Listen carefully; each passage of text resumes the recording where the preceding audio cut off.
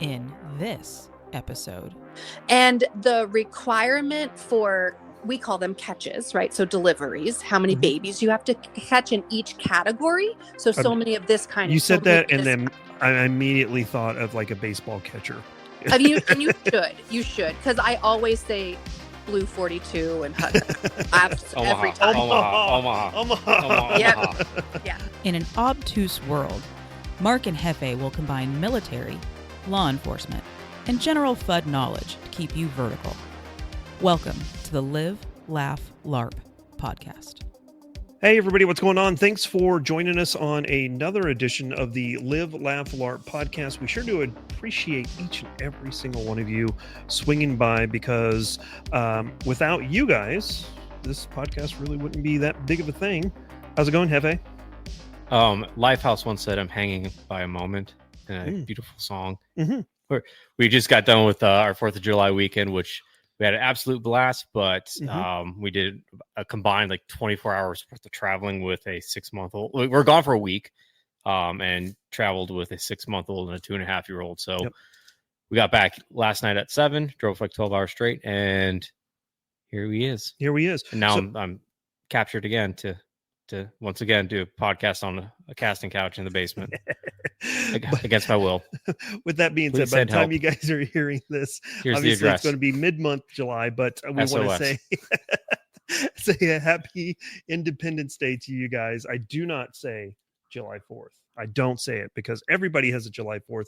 We have Independence Day. I'd encourage you guys to do the same. With that being said, actually we bring a lot of that energy here. With that being said, we want to say a huge thank you to our title sponsor, that is Access Sights. We absolutely love their sighting solutions for your Glocks, your CZs, your Walther PDPs, your AKs, your AR-15s, your MP5s. Revolvers, your MP5s. You name it, they've probably got a sighting solution for you guys. Iron Sights, that is. And if you guys are interested in saving money, 20% off. 20%. And if you're not interested in saving money, still 20% off. Yeah, still 20% off using the code LARP. That's LARP. We do appreciate all of their support of our podcast because they are helping us upgrade our stuff. Helping us help you. Yep. They were also very instrumental in making things like the podcast for Kalash Bash happen and stuff like that. So really do appreciate their support. With that being said, we're going to bring in our guest, who is someone I've talked to. If you guys remember back in the day, we did the Keep Calm and Carry live chats on the Fit and Fire YouTube channel. Talked to her on there, and we have her back to say hello to the Combat Midwife. How are you doing? I'm great, guys. Thanks for having me. I call it Independence Day too. I don't say July 4th either. Good. I appreciate that. Happy Treason Day. That was my post on Independence Day, as I had a big Happy Treason Day post. So 100%. You have all your fingers still? Do I have all my fingers? Yeah. Yes. Mm-hmm. That's usually. Of course yes. Okay. I hopefully everybody is 10, 10, and 2. Yes. Not talking eyes. Or maybe eyes. Balls? Ears. Oh. Because they're loud. Oh. Or balls. I don't know. I'll say yeah, I mean, I have my eyes, my ears, my balls, my fingers. We got them all. Everything's still attached. That's correct. Yeah. Wonderful. Well, so who are you? What do you do? Exactly. Here we go. Hi, I'm Jessica. I'm known as the Combat Midwife on the social media world. And I got that name because my soldiers gave it to me back in the day when I was teaching the combat medic course for the Army full time, because I'm both a paramedic and a midwife, and they thought it was charming to give me a cool little nickname, and it just stuck. And so now I'm kind of known in the military medicine community by that handle, if you will. Sure. Yeah. So tell us about, obviously you said you're a paramedic. Yep. You're a midwife. Yep. Let's dissect paramedic, You said that you've been teaching armed forces. For those people who have not been in the military, obviously I'm a veteran. Jefe's in. You've been around the military world. For those people who are not a part of the military world, what is it that you are training? Currently, or when I started? When you started, and then you can kind of bring us up to speed to current. Sure. So when I got brought in by the Army, I got headhunted by the Army when we were playing games in the Gulf, right? Mm-hmm. And I'll say you got to be more 1, 2, or 3. There's 2. So when we were playing little Iraq and Afghanistan sandbox games, I got headhunted by the Army to come teach the Combat Medic program. At that time, they didn't have civilians, but we as in the United States, was shipping off soldiers, airmen, and Marines as fast as we could get them in, right? Mm-hmm. And so my job was to meet a platoon of soldiers coming straight from boot camp and literally, not figuratively, march them up to AIT, and they were mine for the duration of their education. And so Combat Medic translating into civilian speech is going to be EMT basic with a whole bunch of extra goodies. So it might make sense to people who have maybe an EMS background of having additional papers to do different things. Like different states, especially rural ones, will have EMT pluses. I call them that. That's not what they're really called, but where they can do IVs or they can add certain meds, because that's what's needed for a rural community. So in the military world, it's EMT basic, and they do that in 9 weeks. And then from there, they go to the Combat Medic course, which is going to be all their plus stuff. So they're learning TC3, they're learning combat under fire, they're doing Crikes, IVs. So basically, when a combat medic is kind of like, it's sprinkled in PA, it's sprinkled in surgery stuff and a whole bunch of other things. But then when they get to their unit, they learn additional cool stuff based on what their unit is doing. Outstanding. Okay. And then fast forward to 2025, how are you still connected with the military, and what are some of the trainings that you're doing now? Right. So from there, I moved on I finished my midwifery program. And so I went off and did my residency with that. So I stepped away from work for just a little bit, but I graduated from the University of Texas. And so, and I was really great friends with my instructors post-graduation. I stayed in contact with them a lot. And they kind of reached out to me and said, hey, so we got the flight medic course for the Army, and like we don't speak military, and we know you do. Mm-hmm. So I became one of the instructors for the pilot program for the upgrade of the flight medic program. So it's when the Army was going, hey, so we're still hanging out in the sandbox and we're still playing Army games, and we're just like, they're all dying.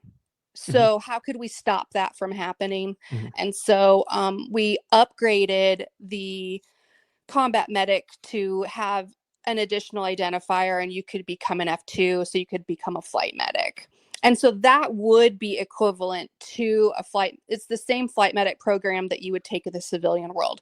So they added FPC and CCP, so critical care paramedic and certified flight paramedic. And so they added that whole program, and then and then they went through a paramedic program, which was 6 months. And then they did their FPC and their CCP in 3 months, which is insane. It's stupid. It's like, that's so short. So I had them for 9 months in total. We did about 15 classes a year, and that's 50 to 70 students in a class essentially. So a lot of people. And then from there I moved on to work with other teams. I kind of left working full time W-2 style, and I pulled away and just started doing some stuff on my own. And so I've taught the PJs and a bunch of other fun teams that will remain nameless. Oh, wonderful. And if we take another giant step back, what kind of thrust you into this field? Into the military or medicine or being a paramedic? What? Medicine first, yep, Sure. and then obviously, I think you've kind of touched on how you kind of worked yourself into the military a little bit, but Yeah. realistically, what drove you into the medicine field? So it's always been a calling for me. Uh, I don't know how you guys feel about this, but I just believe it's a calling that God put on my heart. It's something I'm Sure. really great at, and Mhm. it's something that I just felt really drawn to. I really like to figure out how the body works and how does that relate to health, and what does that look like long term. And I like caring for people, mind, body, and soul. I'm not, some providers like to just care for the body, and others like to care for the, I like it all. I like all the bits and pieces that go along with that. But I was particularly drawn to delivering babies, and that was really my calling. It's been that way since I was probably about 3 years old. You can call my mom right now. She'll be like, yeah, Jessica was talking about that when she was 3. So I'm sure my siblings didn't love me delivering, stuffed animals in my bedroom. So uh, you guys had kids, you know how it is. So Mhm. that's what I've always been drawn to, but being a very type A personality, I had kind of a mini nervous breakdown in junior high, and was like, I understand that going through medical school, like you don't even see a patient, you don't see blood, you don't see anything till year 4 to 6. So what if I do all of that and I hate it? Mhm. And I Yeah. had uncles that were in the fire department, and I just really got counseled that if you can do fire EMS, you can do absolutely anything. And so when I was in high school, I became a firefighter and an EMT, and I worked volunteer, and then I became, a part of the paid personnel, Mhm. and I absolutely fell in love with EMS. I Yep. just loved it. Um, and I still had a passion, and I still knew what my end goal was, but I started falling in love with things like flight medicine and pediatric teams and all sorts of stuff. And flashing forward to today, I've just been able to mesh both of them. So I created my own job. I created my own kind of career field, and that's kind of cool. Yeah, that is actually really amazing. This has come, the same but different. In my day job and who I work for, I had a mentor, and she was the same way. She set me down and was like, "Hey, look, every job that I have with this company, I have created that job Mm-hmm. and shown the company how necessary this position is. And then once I was, proficient in that, I was like, oh, here's another area that we can improve on. And she created that job. And I'm like, Right. I was like, man, that's amazing. I don't understand how people can, you know, you know, think outside the box well enough to find something like that. And it's Sure. just amazing to see individuals like yourself who are capable of doing that. So, Well, thank you. yeah, absolutely. And the other thing too is I will say that you mentioned that it's been something that's been put on your heart by God. It's a passion. It's something that is you've just been drawn to, and I also have to commend you on that, because I have friends who are paramedics who were were an EMS person. I don't know the You're terminology in saying this. it right. You Yeah. got it. And they had to step away because it was just too much. Oh It yeah. was, yeah, No, it is. it is definitely a calling. I know Jefe has talked about some of his stuff that he's had to deal with on his day job, Mhm. EMS related type stuff. Right. Man, I tell you that that one story you told me about the guy and his wife, and they had just gotten done doing the deed, and he ended up having like a heart attack or something. Oh, it wasn't his wife. It was an Australian hood. Oh. Was it really? Yeah. Oh It was God. it was You a didn't tell Oh, me you're that. not joking. no. This is the like. No, this is a Half the time you don't know if it's just no. him This is joking a or not. this is Yeah, one. that's why I'm just sitting No. here going, uh-huh. No. It was a Australian. They met in college like 20, 30 years ago, and she moved to Australia, became a prostitute, and comes back every so often to service his needs. He was like 60 something, and she's like in her 30s. So it was just like super weird stuff. Wow. That was part of the story I didn't get, but needless to say, there's just a bunch of weird stuff. But needless to say, Jefe saved his life. And there's a whole bunch of other stuff. Sorry, no, that one. Okay, no, that was a husband and wife. Yes. Sorry, I thought you were talking about that. Oh, geez, you have to be more specific about how many. I'm not trying to be so specific that you're just like, dude, you need to stop talking. No. I openly talk about the stupid shit I see on my day job. I'm a cop, so yeah. So the story that I remember was. As I remember it, is the husband and wife had just gotten done. Yep. How we say making whoopee.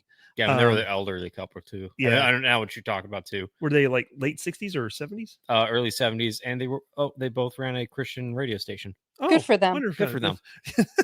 But well, good for them. Yeah, and absolutely, for sure. So when things were done, she went into the restroom to cleaned off, and then she came back, and he wasn't breathing anymore. Yep. And so obviously called 911. Jefe was the first to respond.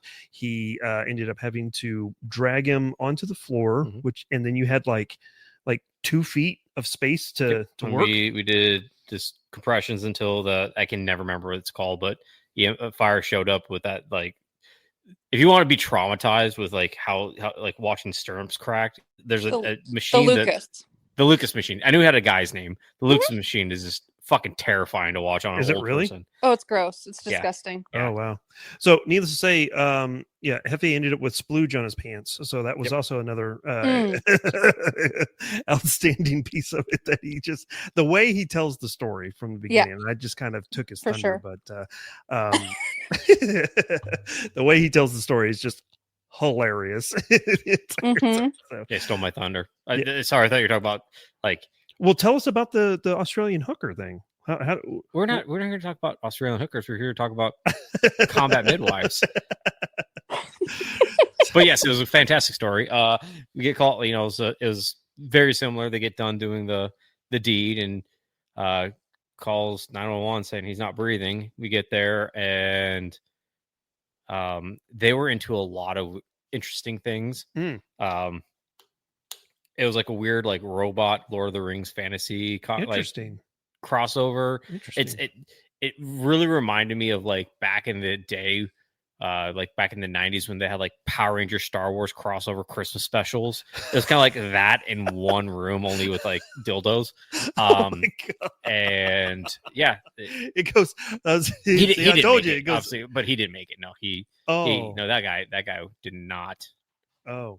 Did not make it. Oh, but I mean, he died happy, I guess. So I suppose. I mean, and guess what? He got out of the bill. He did. That's a good point. Yeah. That's a very good point. The lady tried to go after his wife for services rendered.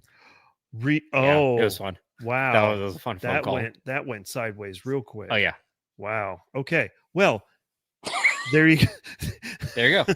There you go. Back to delivering babies in the field. Oh, my stars. So one of the reasons why we wanted to bring you on, obviously, is you mentioned that you took a bit of a hiatus, but you're relaunching your website. You're relaunching some training stuff that's going to be available, and naturally, we wanted you to kind of touch on that before we go on any other odd tangents. Sure. Yeah. So I didn't necessarily take a hiatus. I just wanted to really put together some really awesome material for specifically civilian students. And that is because I repeatedly get asked, hey, I really would love to learn all the stuff that you teach. Can I come hang out at one of your military classes?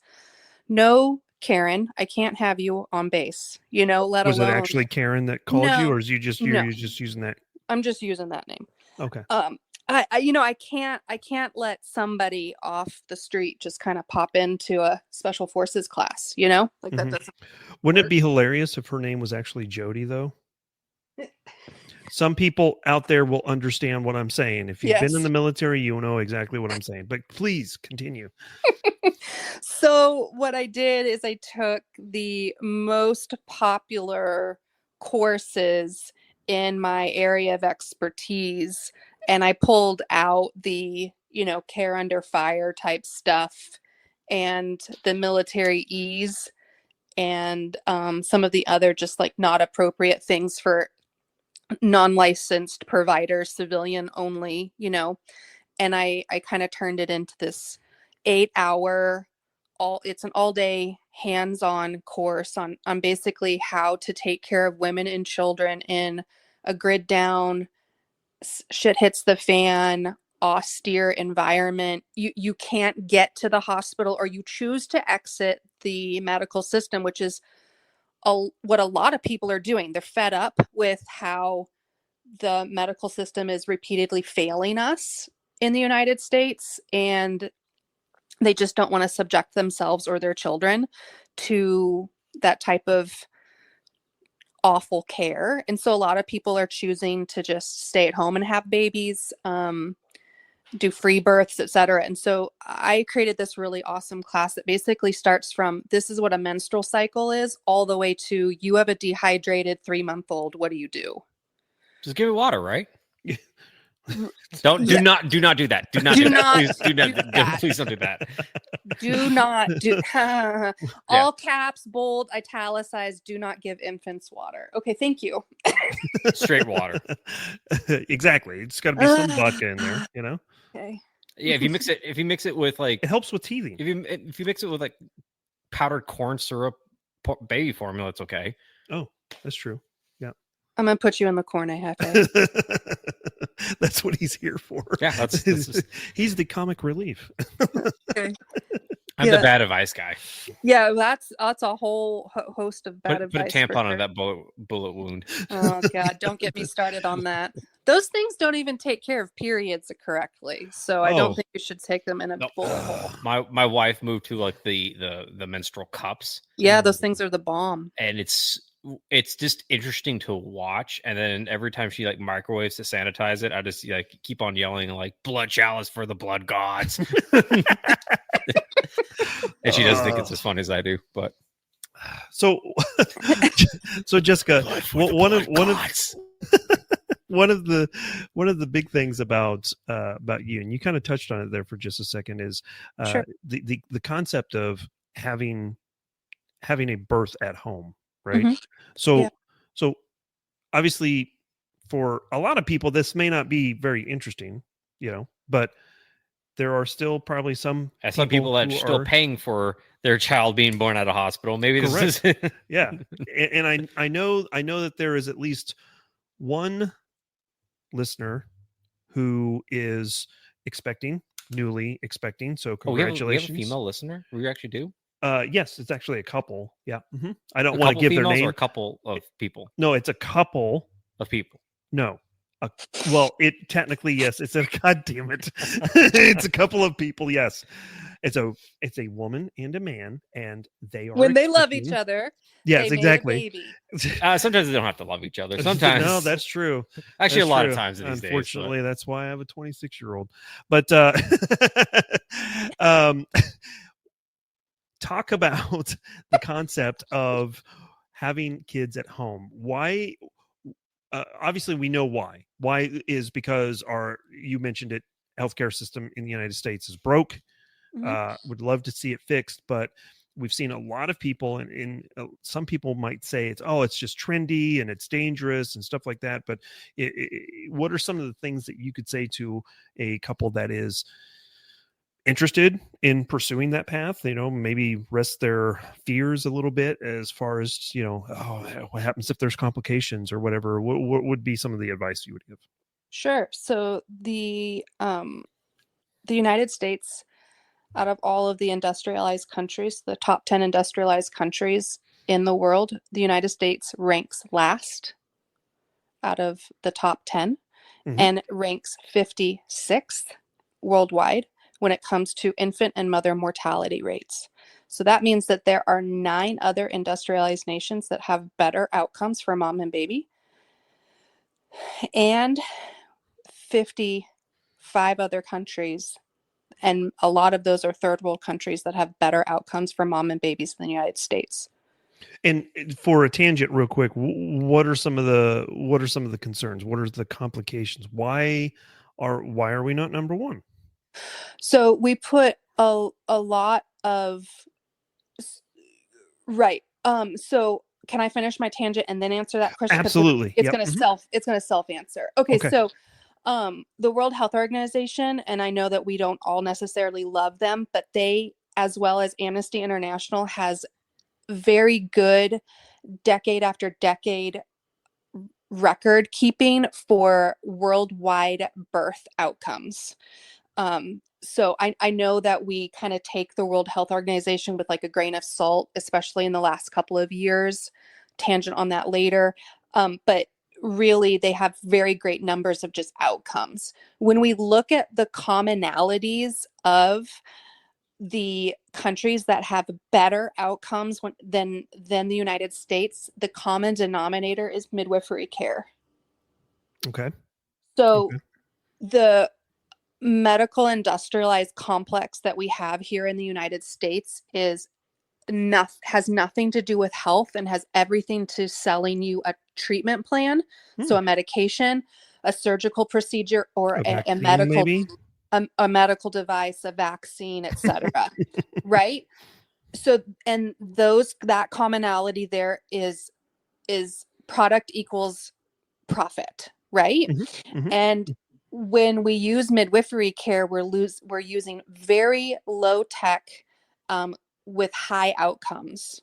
So I'm not looking at a woman who is in labor and I'm going, geez, I really have to go to my golf tee, or I really have to make the pharmaceutical company that pays a majority of my income. And so I need to put her on a Pitocin drip so she hurries up and has that stupid kid.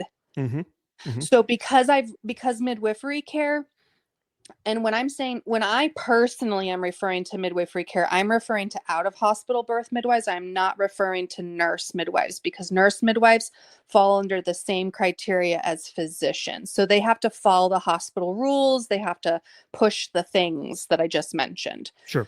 So I'm referring to out of hospital birth midwives. And so no one's paying our bill but the family that hired us, right? And so and we all are human, which means money equals result, right? Like that's just how that works.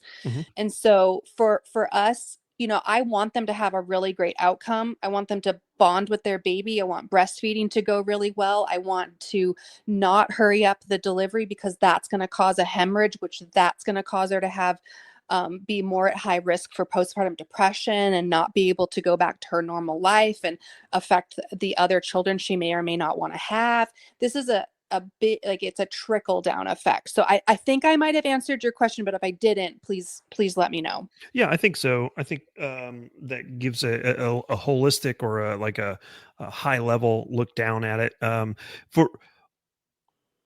From your perspective in this day and age, explain what a midwife is. We probably have a very old or dated concept of what a midwife is. Sure. So how would you say it for 2025, I guess? Yeah.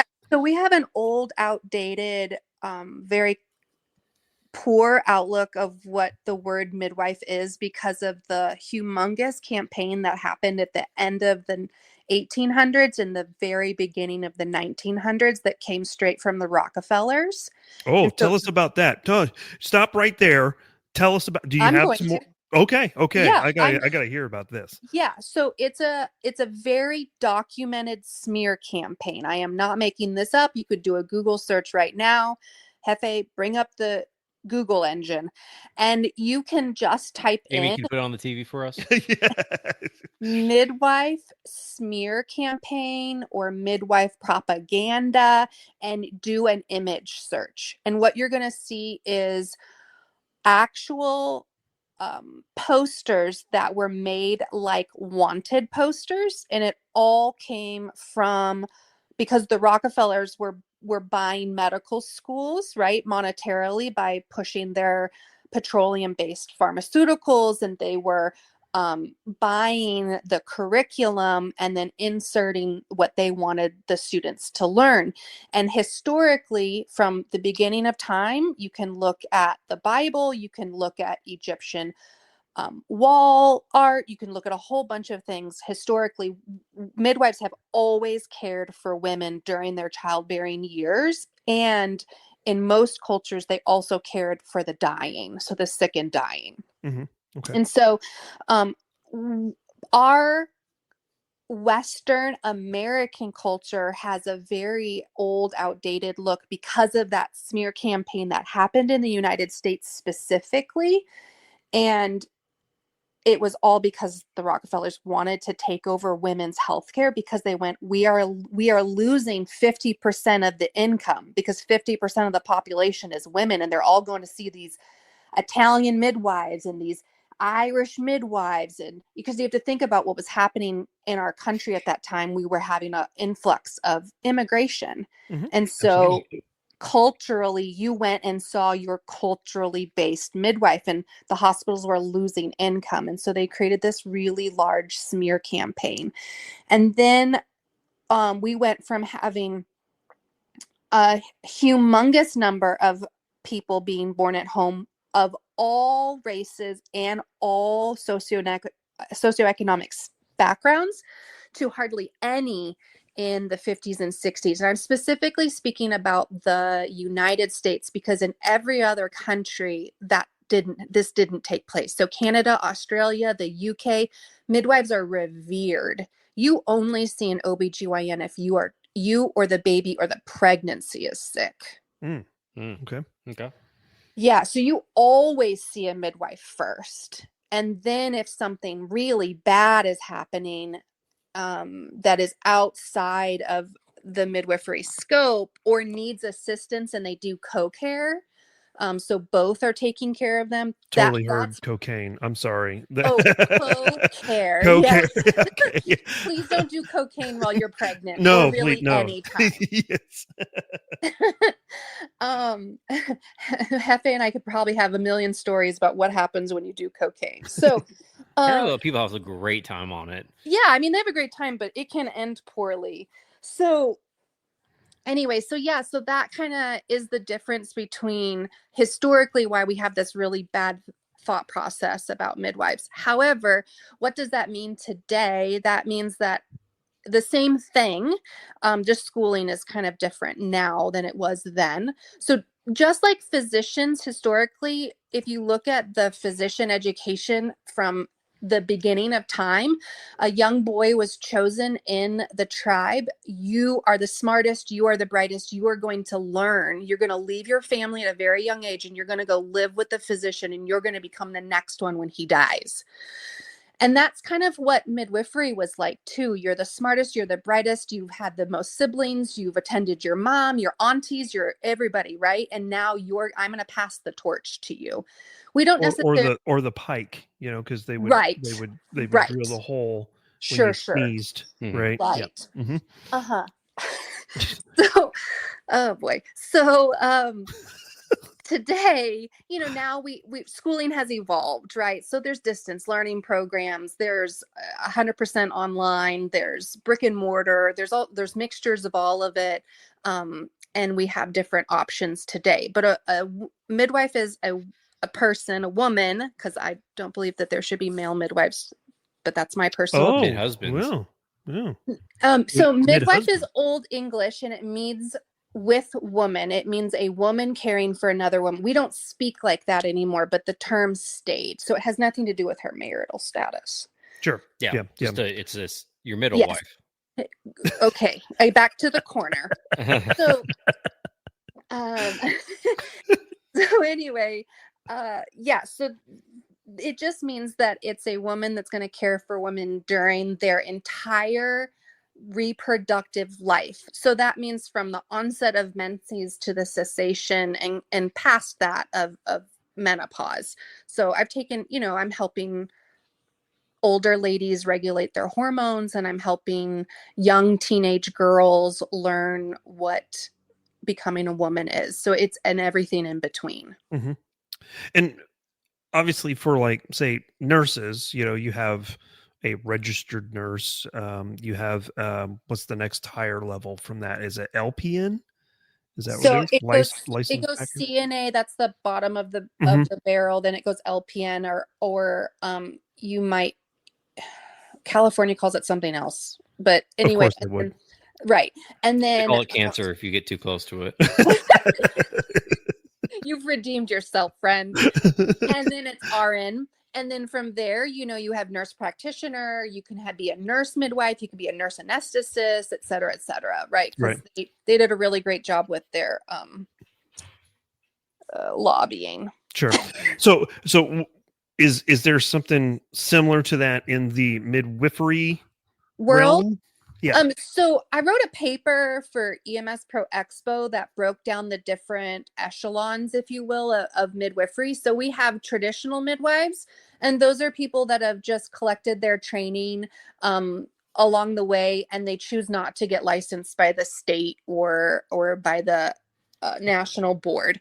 Then there's CPM, which is a certified professional midwife, and so they went through an approved schooling program, and then from there they took the national board like a EMS person would, or a doctor or a nurse would, right? There's a national exam, right? And then from there you have, because the United States likes to make everything really freaking complicated, you have something called a CM, which is a certified midwife, and that falls under the nursing board, but they are non-nursing midwives. So up to this point, there are 3 options that I just spoke about, which are non-nursing midwives. And then there's nurse midwives. Okay. So why are there 4 different? I don't know, man. I didn't come up with this. This is way before Money. Yeah, exactly. I just made that up. You're probably right, Mark. Yeah. Probably Right. Well, the reason why I bring that up is because obviously we live in a social media world, and most people, and I'm just as bad as the next person, usually at night is doom scrolling through. Correct. Yeah, same. I have the same insert social media platform, right? Mm-hmm. And a while back, I came across a reel that was a family doing home birth, and there was a complication, and I believe either the mother or the child, one of the two, passed. Sure. And there was a large discussion through the comments about, and there was video, obviously, that's why there was a reel. There was a discussion about how the midwife failed. So I wanted you to have an opportunity to talk about some of the certification, some of the process to go through, that this is not some type of like, $5 chiropractor type of certification type of stuff. I didn't go to Montgomery Wards and print something off. Exactly. That's what I'm trying to get at, is that there's actually some type of governing body that kind of makes sure that there's standard practices and procedures to make sure that So you can go onto both of the websites for CPM and for nurse midwifery and for CM, right? Because I told you that falls under the same category. And you can print off exactly what they learn. I mean, you shouldn't. It's going to be every piece of paper in your house, and it's going to be all your ink and your neighbor's ink. But that's why you do it at work. Correct. You print it off at work. So yeah, exactly. So you could do that, and you could put them side by side next to each other, and they learn all of the same stuff. Okay. And the requirement for, we call them catches, right? So deliveries, how many babies you have to catch in each category. So many of this kind. You said that, and then I immediately thought of like a baseball catcher. I mean, and you should, because I always say blue 42 and every time. Omaha. Yeah. So I do that for the dad's benefit. The moms usually throw something at me, but the dads laugh. So But yeah, we have the same requirements of how many babies we have to deliver and how many sutures we have to do and how many we have to witness. We have all the same requirements. It's just a different licensing body. So you just said something that was caught me off guard just a little bit. You said sutures. Mm-hmm. So you are stitching up. You guys sew that back up, man. I understand that, but it just didn't sink in that a midwife would do that. You know, What?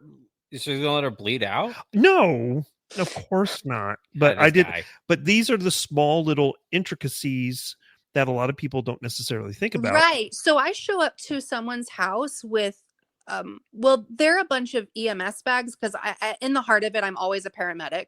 Mm-hmm.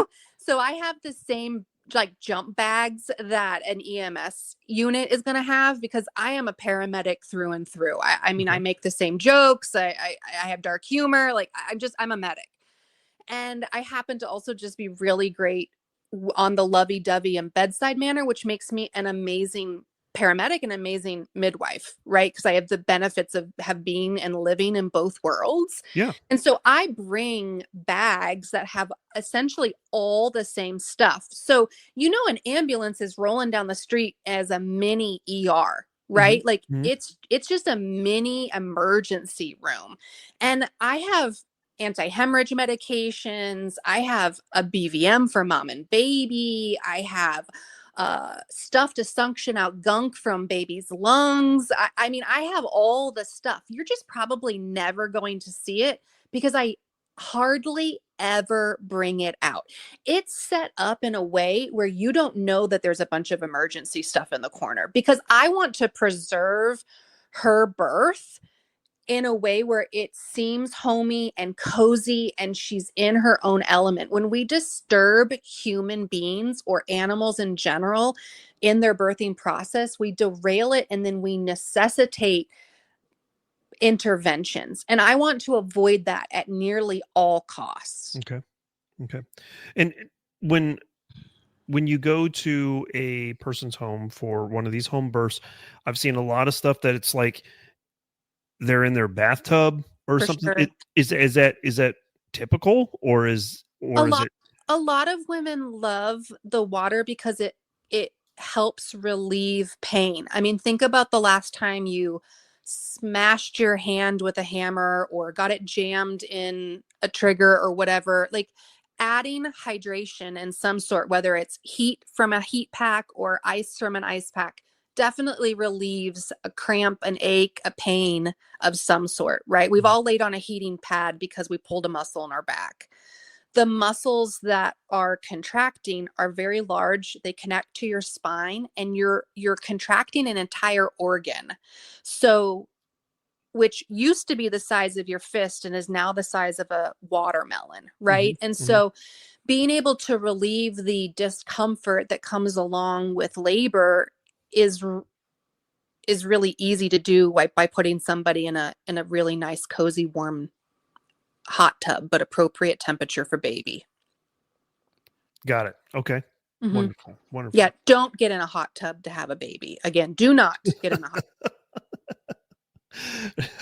And don't feed your baby water. Okay. Yes, so there's 2 rules. There's 2 rules so far. Anything can change. So in your experience with a lot of these home births, what to kind of give some people some frame of reference, what are some of the easiest births that you've seen and what have been some of the more difficult births that you've seen? The people that have the most support physically, mentally, emotionally, and spiritually have the easiest births. The people that do not feel supported in any or all of those realms struggle. So I compare it to running a marathon. And that is, if you know that your family is at the end, or you know that you've got like your daughter, right?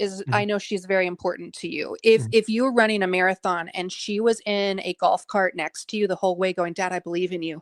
Dad, you're awesome. You can do this. Probably you're still couldn't do amazing. Shut the fuck Yeah. You're gonna freaking crush it. Mm-hmm. Because she's so important to you and she's your whole world. And you want to be the best version of you for her and for yourself and for your partner, etc. And so that's just a really amazing environment to have a baby in. But when women do not feel supported mentally, spiritually, emotionally, physically, it's a struggle. It's a struggle. Yeah. So a lot of people are like, oh, you need to lift weights and oh, you need to do this. And yes, all of those things are super important. But just like slamming, 100 grams of protein every day, if you sit on the couch all day, you're still going to be fat. So I feel that was on a personal attack. No, it was not. It was Okay. it was absolutely not. What I'm saying is you have to put the work in, right? Of course, like you yes. can supplement all you want, but if you don't put the work in, it's not going to work. Yep. And just like with a marathon and marathon and childbirth, there's always going to be a little bit of poop. So just keep that in mind. Right.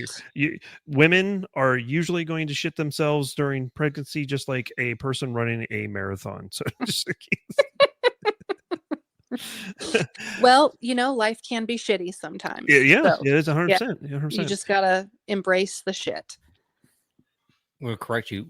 People giving birth, okay? Oh, that's no, right. No, women only give birth. Yeah, that's correct. Yeah. Any complications as far as like things are like, oh wait, this is of all the ones that you've done, you've handled yourself. Have there been instances frequently that you would say that would cause people alarm, or is it so slight that it's obviously? I can count the problems that I've encountered on two hands, but I've delivered a lot of babies. So after we chit-chatted the last time you and I talked, Mark, after that recording, I actually went and spent 6 months in an Afghan refugee camp. So I delivered a lot of babies. Wow. So because Afghanistan fell, right? Mm-hmm. About the time that you and I were chit-chatting. Yeah. And then after that, I got called. The Army called me. The Army and the Air Force gave me a jingle and said, "Hey girl, what you doing?" And I said, "Sure, I'll come hang out." So I spent time working in the women and children's tent. So we literally erected it, had a great time. It was super fun. Like no running water, like just taking care of really not great situations of that people were in with no resources. So those women, we'll use this as an example. Those women are refugees, right? They don't speak the language. Most of them cannot read or write. They have an education of not much, right? And they're popping out babies like nothing because they have a community. Mm-hmm. Mm-hmm. Did those women still have situations? Yeah, we still had weird things happen every once in a while. We had to get creative of getting them to, definitive care. And the same thing happens here. If we don't take care of women during their pregnancy, and I spend a lot of time with my patients and I give them a ton of homework, and that's everything from changing your diet to adding exercise to kicking people out of your life that don't need to be there. That means all sorts of stuff. We can have really great outcomes. I also understand that we live in a fallen world, and this world is not perfect, and it isn't what it was supposed to be. So that means I have a very important job of being a birth keeper. It's my job to keep the peace, the safety as always at front and center. So yes, I want you to have that rosy, cozy, candlelit, you're in your awesome birth pool experience and bonding with your baby and no one but you and your husband touching your baby. I want you to have all of it. Mm-hmm. But it's my job to notice when things are not adding up correctly and to intervene. And sometimes that just means doing something different in the house. And other times that means this is not working. And we're going to be very happy that it's 2025 and that there's a hospital available. Yeah. Yep. And I have to make that hard decision. But I create such an intense relationship that's healthy and positive with my families because I say something over and over again. I never, ever want my families to need me. One of my really important jobs is to give them a space to have independence, to have autonomy, and to execute self-reliance. I never want them to rely on me in a way where I'm the one making the decision. I'm going to lay it out in front of you and go, so this is what's happening. Your choices are the following. What are you doing? Yeah, exactly. It's your baby. It's your birth. It's your body. It's your story. If I'm going to do all the work, I get to keep the prize, right? The baby's mine. I'm going to confiscate it. So I don't take on clients that need to have people to do it for them. We're not a good fit. There's a totally different midwife for you. I'll help you find them. Okay. So from your perspective, right, how does this translate for, I mean, obviously we got Jefe here. He's got a couple of kids. I've got I've got a couple of kids myself. But as far as using this knowledge for even men as a catalyst, a springboard for just your preparedness, right? So not to deter away from you at all, but last summer, was it last summer? Last fall, late last fall, I took a medical course from Dark Angel. It was their DART class, and great 2-day class. Really did like it. One thing I don't think that they ever even really touched on was, someone just walking in the mall and lady walking in the mall, and then all of a sudden, oh crap, my baby's coming. Right. I talk about, we talk about heart attacks. We talked about accidents, car accidents. We see a guy, get flung from a motorcycle. For sure. What do you do? But then all of a sudden, oh, there's a lady having a baby. Right. So I truly believe that everybody is an adult should have basic knowledge on how to take care of themselves and their loved ones. And that does 50% of that is going to be trauma related situations. And especially with you being in, the gun community, that does involve packing wounds and tourniquets and sexy Israeli dressings. They really need to change the name. I don't really like the name, but I love dressing. I just have this, not okay image in my head when we said sexy Israeli dressing. I know. There was a comma there, Jefe. There's a comma. Just yeah. Anyway. So that is really important. But you know what else? And I'm going to say it again, sorry. What else is sexy, is being able to take care of your loved ones when there's a medical emergency. Trauma is really cool. Don't get me wrong. I love tourniquets. Packing a wound is like one of the coolest skills, and it's super fun. Like, it's really fun. However, thumbs too. Yeah. However, things like you mentioned, like heart attacks, I talk about urinary tract infections, yeast infections. I talk about birth control. I talk about how do you deal with a patient after there's been a sexual assault or rape.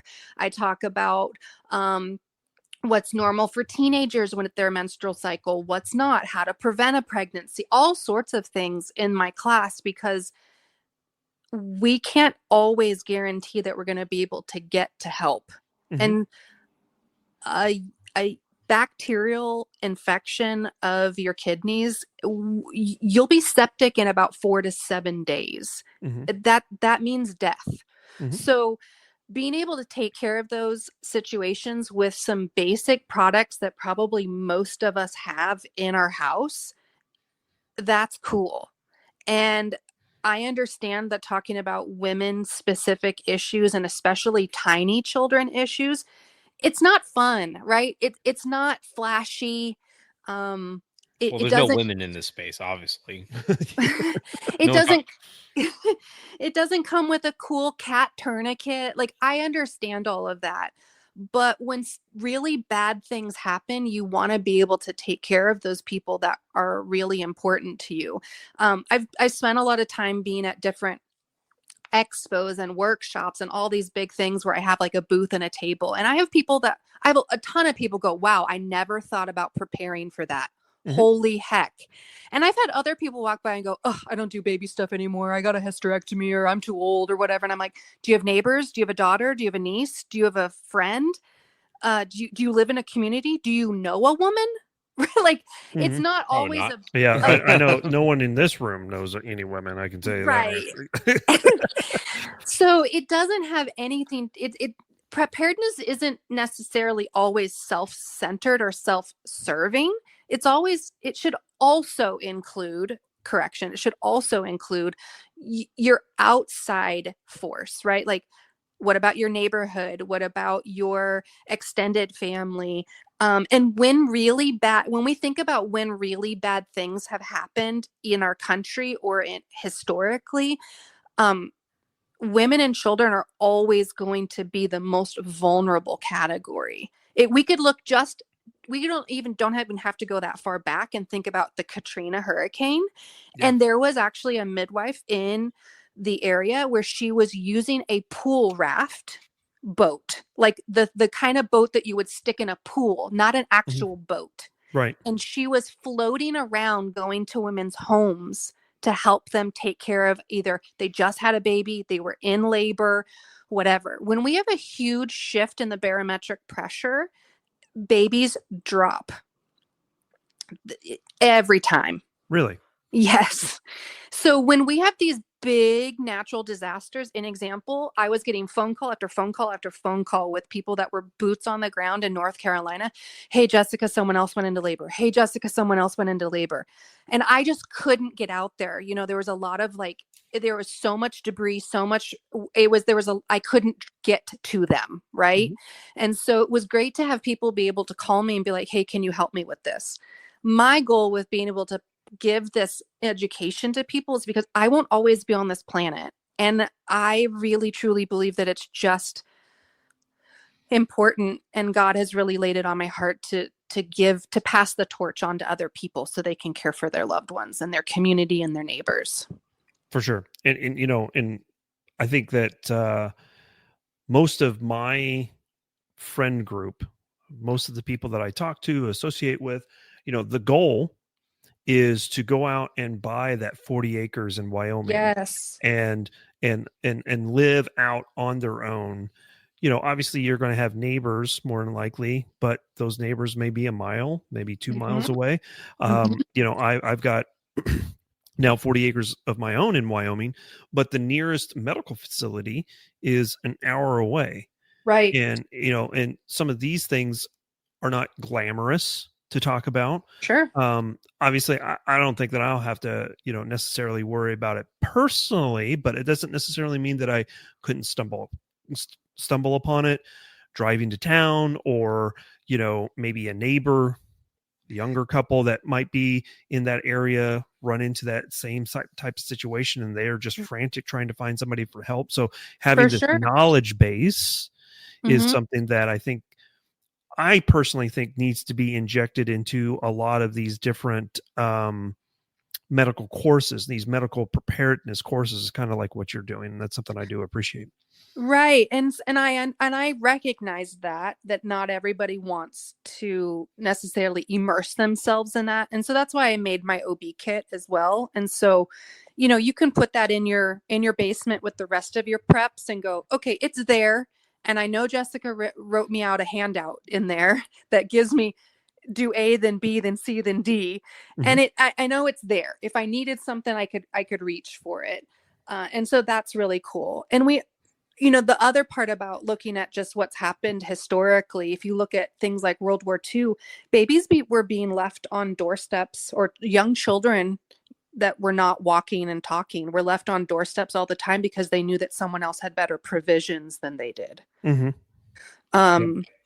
And we have to think about that too. If you look back at Afghanistan falling, we have plenty of pictures of women throwing their babies over wire simply because they knew that they weren't going to make it, but they wanted their child to.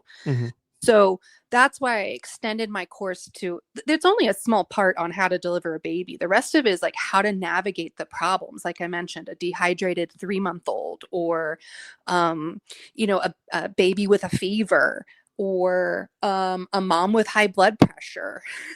Like, how do you deal with those things? Because that can really cause a lot of problems when you don't have any resources, and when you have worked your whole life to set up provisions, storing ammo, storing food, doing all this stuff. People will eventually figure it out, because you're not skinny, right? Like you haven't dropped 40 pounds because there's no food, right? Like people are going to figure it out, and they're going to be like, well, I know I'm going to perish, so I'm going to leave my kids on their doorstep and hope that maybe they turn out okay. Yeah, and it's tragic to see. Certainly, we don't want to. We don't want to think about those. No, we don't want that. But we know that just whatever the heck they're doing to us in the skies, like we know that there's going to be more natural disasters and more things going on, and I don't want that, and I'm not speaking out into existence, and I rebuke that. However, we need to be prepared for those things. I mean, whether it's what are we calling it? We called it a peaceful protest, right? Mostly peaceful. Right, it was mostly peaceful.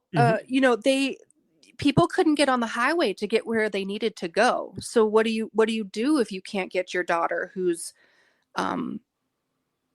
has a yeast infection, or a bacterial infection, or is dealing with some sort of reproductive issue, has a hemorrhage from a cyst? Like, we talk about all that stuff in these classes, so you at least have some basics on what to do and care for the ladies and the small children in your life.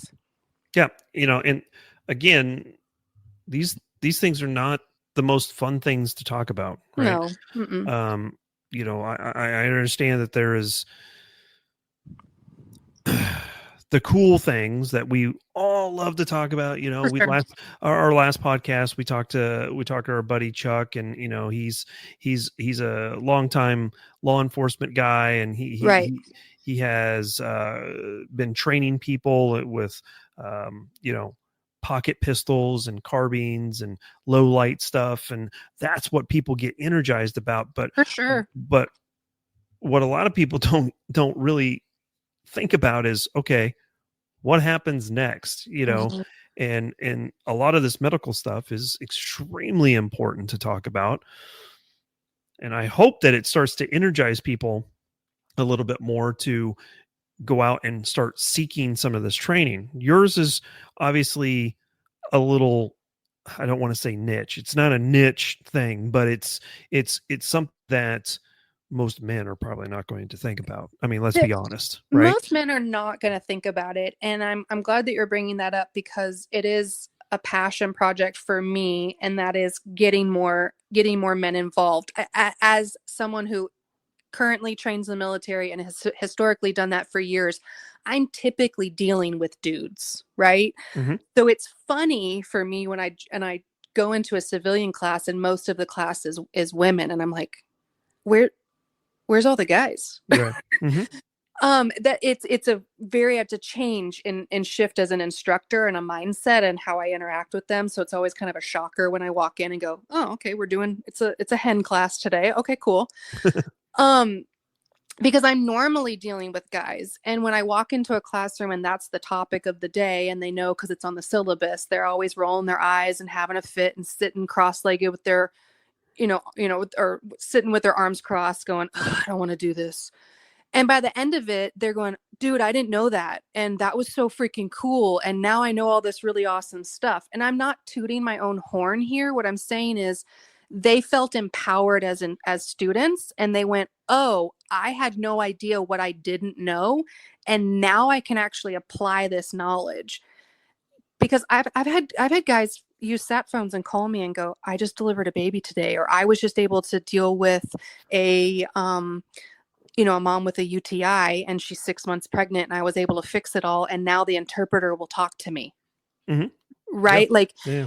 Cultivating relationships and building bridges is really the essence of being a good human being in general, but whether that's you're working in the military, you're working as a police officer, you're an EMS person, or you're really embracing becoming a civilian medical provider, like that's what you need to do. You have to cultivate relationships, and being able to care for somebody medically is a huge leverage when we're talking about exchanging goods and services. You may need something from them and you don't have anything to spare, but being able to treat somebody that person really cares about in a medical way, that has a monetary value. Yeah, for in sure. a non-monetary system, if that was to ever happen. Yep. Mm-hmm.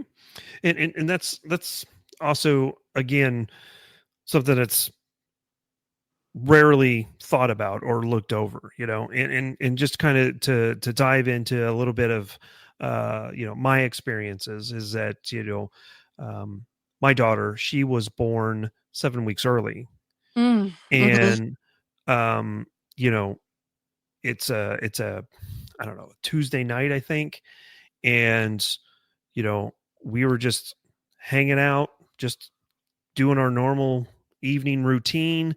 My wife at the time was complaining that, it's going to sound kind of gross, but she was every time that she would kind of, sit up from laying down, or she would, kind of bunch up a little bit, she would leak a little bit, and she was like, yeah.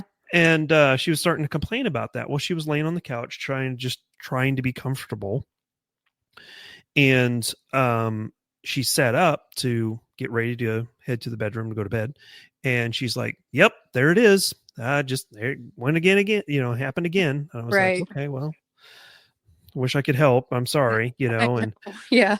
And it was like, I don't know, 30 seconds later, I hear this from down the hallway, Mark. And I'm like, what? What's going on? She's like, I'm peeing and it won't stop. Yeah. And I was like, oh, well, that's because your water broke. Been through this once before. I get it. I got it. So right. Here we are, way ahead of time from when it's supposed to be happening. For sure.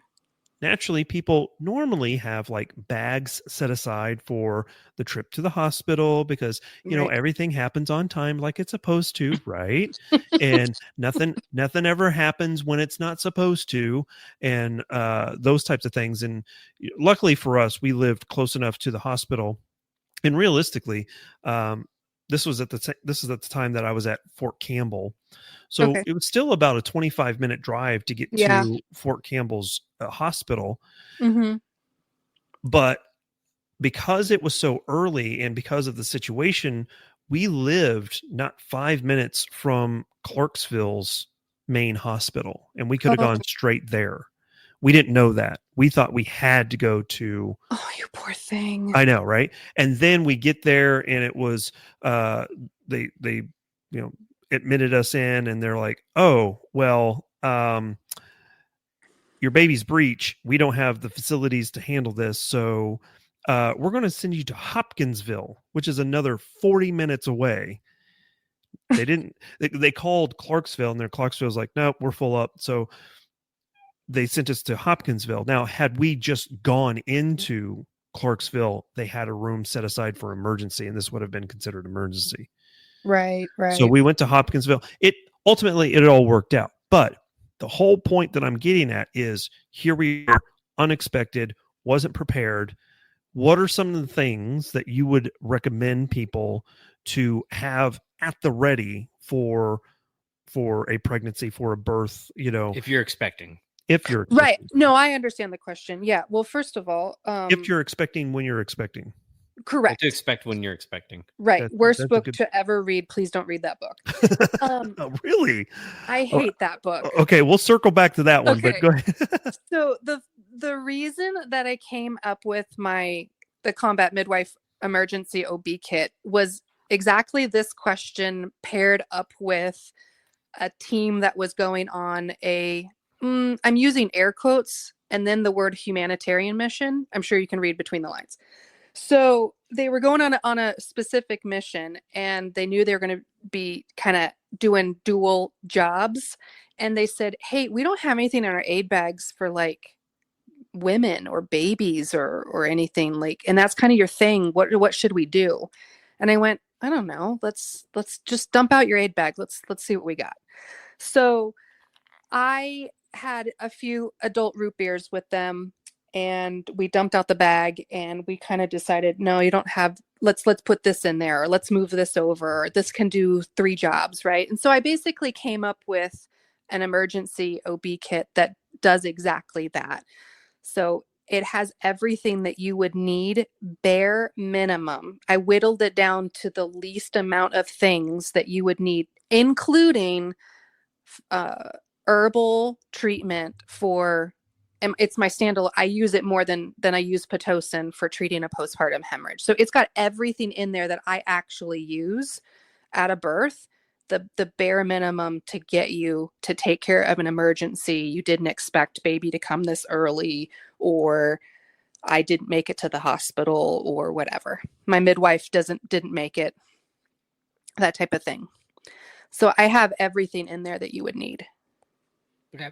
And then do you outside of like the I guess the medical stuff, because like fortunately we do live in a world where there is like a majority of us do have access to some sort of medical treatment, whether it be calling an ambulance to come check things out or calling EMS.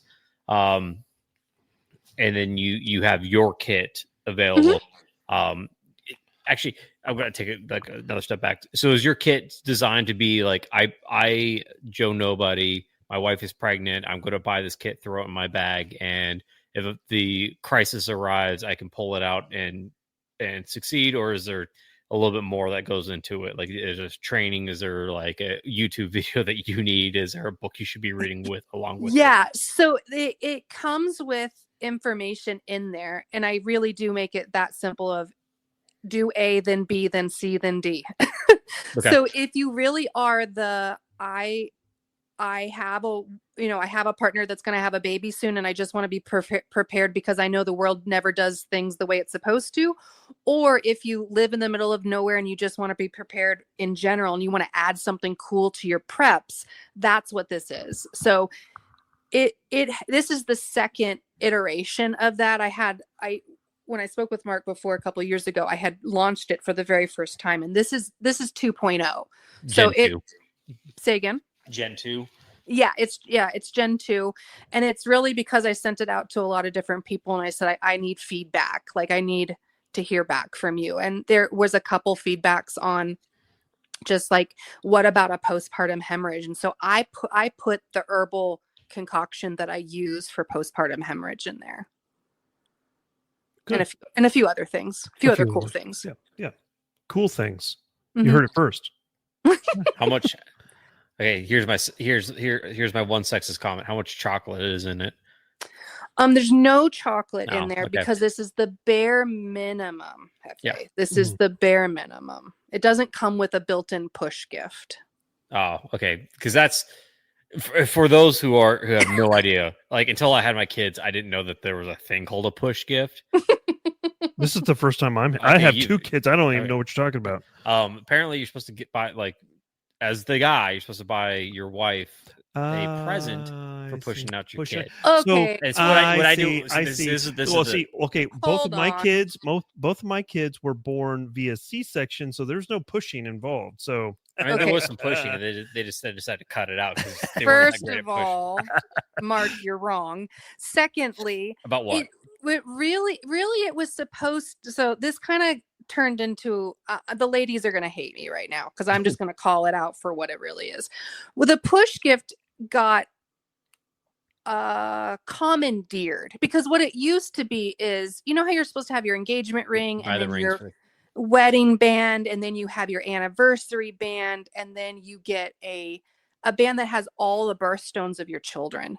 That's what it originally was. And you don't have to get that right after the kid's born. Or 6 months later. I feel like that's a story. I just got my wife, my perfect kid. And perfect. I didn't get the birthstone. I got elk ivory. which is pretty Oh cool. yeah, Elk, so ivory. that's cool. Something like that. Interesting. But now we have ladies that are doing the whole, you have to get me some big thing. Like it needs to be this big thing, like it's a dowry or something. And I'm like, I don't know. I just gave you an 8-pound, 1-ounce kid. What else do you want? Personally, I think that's a bit much. And some women would disagree with me on that. Cause I mean, you're supposed to be with the person you want to spend the rest of your life with. And the child is a direct reflection of the love the two people share. And it should be a gift for both of you. But I don't know. Maybe I'm real old fashioned. And the cool thing about it too is my wife, that's what we did. I got our first kid was September, so we got sapphires. December was turquoise, and my wife loves turquoise. But when we went out, I actually bought it last week. We were at a arts and crafts fair up in like northern Nebraska, and this lady had a bunch of these. She made silver rings with elk ivory, so she picked that one out for the push gift. Oh, that's so cool! But the nice thing about it is then when the idea is when your kids get older and they're supposed to give those rings to your. I have $2, so they will get these 2 rings at one point, saying, this was. My mom got this when I was born, or around the time I was born. And now it has like extra special meaning rather than I see like a lot of the Instagram stuff and all the social media pushes like these big extravagant gifts like new cars and all. Yeah, it's ridiculous. That's stupid. Yeah. No, that's it's stupid. And then it's like, without going into a tangent, it's like a direct reflection of our culture. It's like, what? I want something immediate now for me, and not to think like long term and for like longevity. One step. Just think one step further. So sorry. Yeah, well, that's because people are building an image rather than a legacy, and those are two very different things. Mm-hmm. Yep, that's where we have fallen off as a society, I think, as well.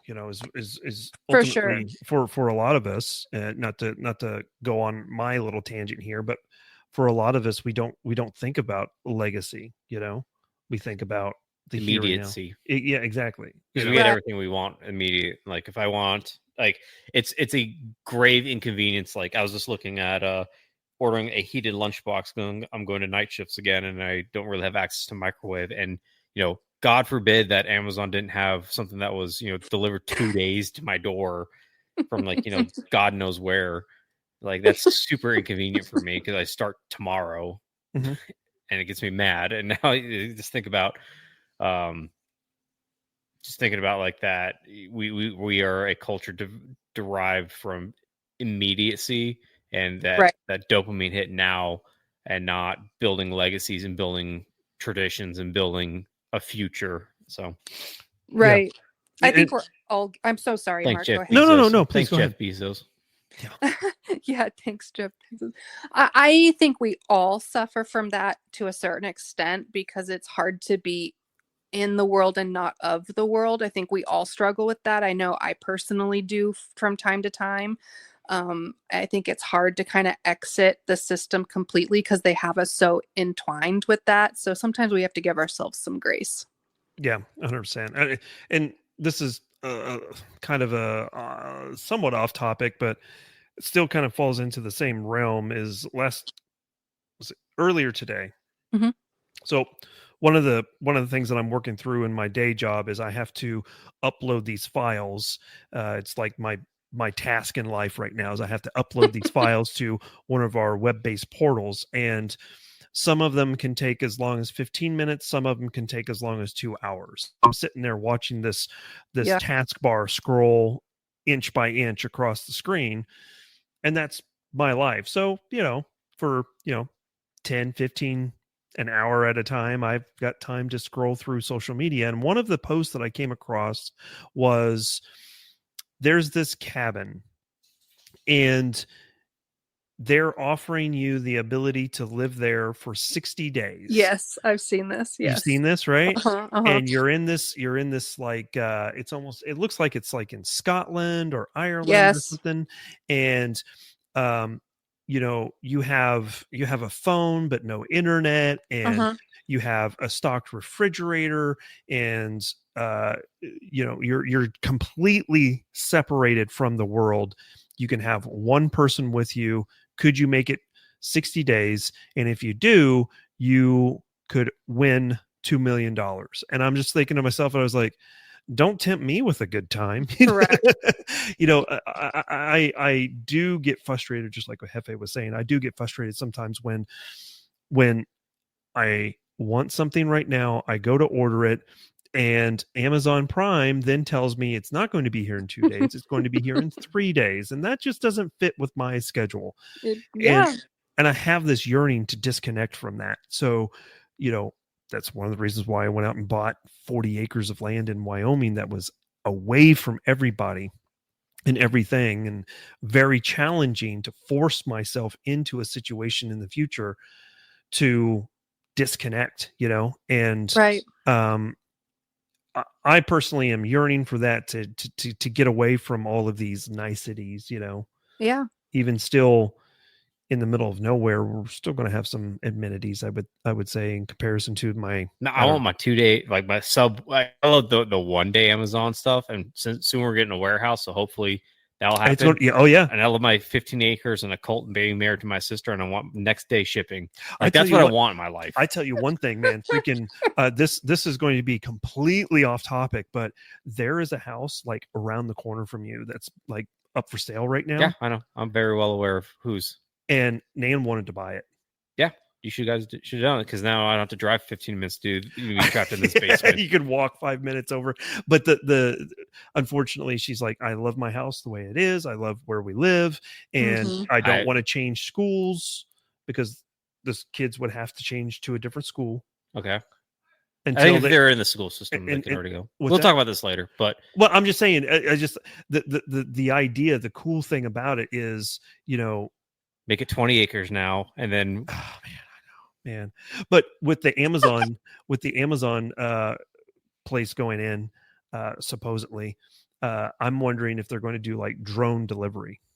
I hope not. Hey, just a complete sound to catch you up. I'm married to my sister. We have about 10 acres split between me and my parents, and we have a garden and starting a cult. Yeah. Perfect. So yes. Just so you know. So you're brought up to speed. I wish you the best. Yep. And and where he lives, it's like it's in town but far enough out of town that it's not in town type of thing, I'm so like that too. Yeah, it's where really the sound of gunfire doesn't lower your property taxes. Correct. That is correct. It's exactly actually probably the direct inverse. It probably raises them. Yeah, it probably does. Yeah, and it's more welcomed than anything. So the complete side story. My older sister, not the one I'm married to, but the other one. She went to Eugene for law school. Very, very liberal person. When she graduated, she had like no plan. So I was like, hey, we live in a rather larger-ish town. If you don't want to move back to like Kansas City or something like that, come move in with us, or at least you can come stay with us for a little bit while you figure out what your next moves are. And so she moved out here. She, we gave her a guest room. Within like the first night, I was sitting on my front porch, and there's, it's coyote hunting season. So sure, it's just gunfire going everywhere. And she comes out downstairs like, hey, first of all, she asked me about internet. And at that time we had a cell phone hanging out the window with a hotspot, with a Wi-Fi hotspot just to get internet. Yeah. And it's like, hey, sorry, like we get like 5 gigs. Like you have to figure this out on your own. I'm not going to give you my internet. And the next thing she started asking me like, hey, what's all that gunfire? I'm like, it's just coyote hunting. I hope. I don't know. Like it's country. We live out here in the middle of nowhere. If it gets progressively closer, we'll take care of it. But until then, hiss means it's close. And then, and then the next day she packed up her Nissan Versa and left. I don't know if she went. She went to Kansas City after that. So. Yeah. It is what it is. I would love some acreage in the middle of nowhere too. I know everybody thinks I'm just the baby lady that likes to talk about all that. And I'm like, there are other passions that I have, right? And I would love to live out in the middle of nowhere and have know neighbors too. So I'm jealous of you guys. Well, we've talked enough about babies, and we haven't actually got to menstrual cycles yet, which actually I'm going to say there's guys, like for guys, this is something really important to learn really quickly. Yes. And that's what it wasn't until we started having we tried having kids. So my first kid, it took us forever to get pregnant because we didn't understand the process, because we thought, the high school thing is if you do the thing and then do the thing and the thing, there's a thing that comes out the other thing. Right. And so you're like, okay, so we're just gonna do that thing, and the thing was supposed to come out with the other thing. Mm-hmm. And it didn't happen for a long time. There's a lot of math and science behind it, I guess. Correct. That there's some people that some just have incantations that probably happen as well. Some incantations that happen as well. I mean, just like there's some people that just can drink the tap water and just push babies out all day, and there's some people that can't. And there's a lot, like they're called Catholics. No, because my sister is Catholic, and we had to do seed cycling. We had to do a bunch of other stuff to regulate hormones to produce child. And then this is what pissed me off, because then number two we're like, hey, let's go for kid number two, thinking it's going to take 6 7 months. Nope, it was like a one and done thing, because we had everything on lock, and then we had 2 under 2, and that was kind of rough for a bit. But so let's talk a little bit about menstrual cycles. Tell me what men should know about the menstrual cycle, outside of they have the periods, so leave them alone. And then once the literal phase, when they actually like you again, that's when you hang out with them. Yeah. So the easiest. So what I came We're about to lose all our listeners. Right about that. I love to see the analytics. Shut it off. And you're not going to lose all your listeners. I'm making it fun. So the best way to understand this, and I just came up with this because I was teaching, dudes with beards that I'll never know their first names, right? And they got to understand all this stuff. So, or people in camouflage or whatever, right? And I just took something that they already understood, like the back of their hand, and that is the 4 seasons.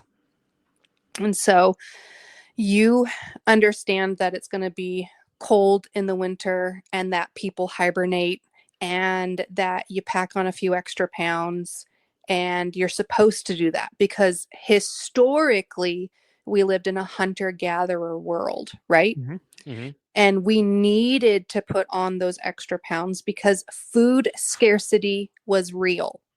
We didn't have 24-hour Walmarts. We have 24-hour Walmarts? No, we don't. Okay, I was going to say we don't have that anymore. No, COVID.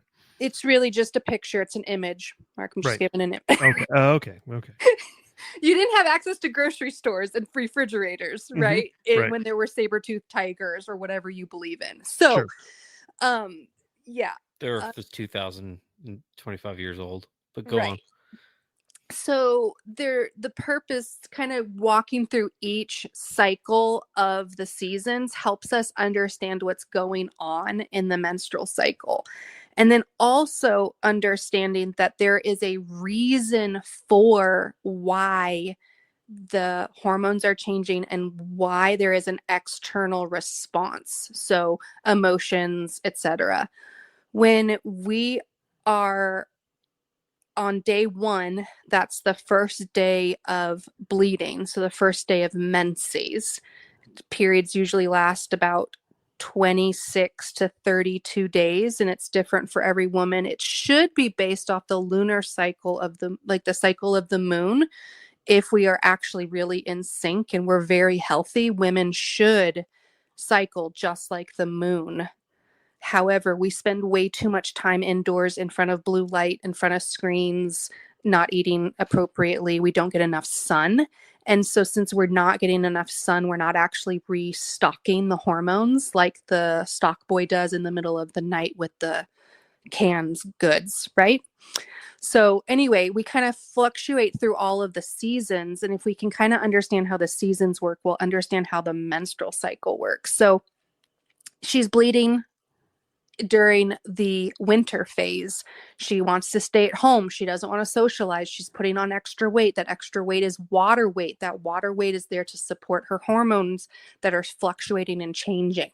And then you get into the follicular phase, which is after menses, and that's when we're stimulating the release of an egg that was ripened 90 days prior to that.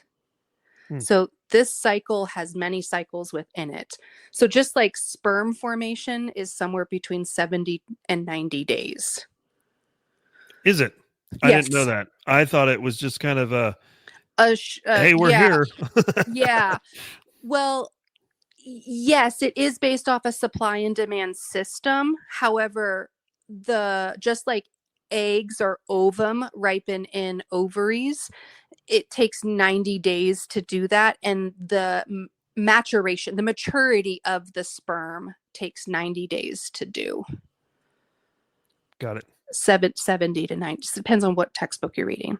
So then you jump into the follicular phase, and I like to call that spring, because everything is blooming. And if we think about spring, the bees are coming out, the flowers are blooming, they are. all that fun stuff is happening.